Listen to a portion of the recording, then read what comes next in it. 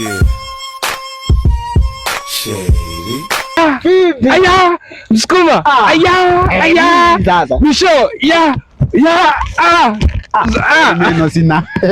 Niambie ndugu yangu. Safi. Uhakika? Niambie. Ana mzee una touch. Inapitia maandiko ya Mtume. Unajua sikukuu hii. Ila na mimi nifanye mpango nipate hata kaa hivi. Huo unapangusaga bana. Napangusaga. Hivi tu. Zira.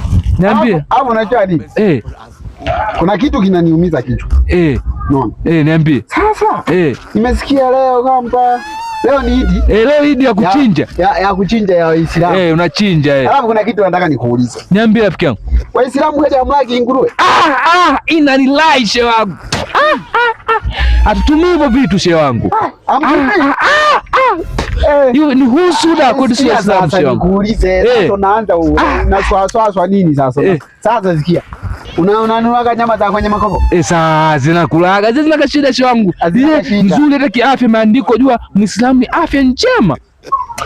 Zile nyama unajua ni za nguruwe au za nini? Unajua kama ni za nini? Shehe wangu kitu nanitajia ni najima kabisa. Najima. Chaka mle hata fisi mnasema nguruwe amlaki.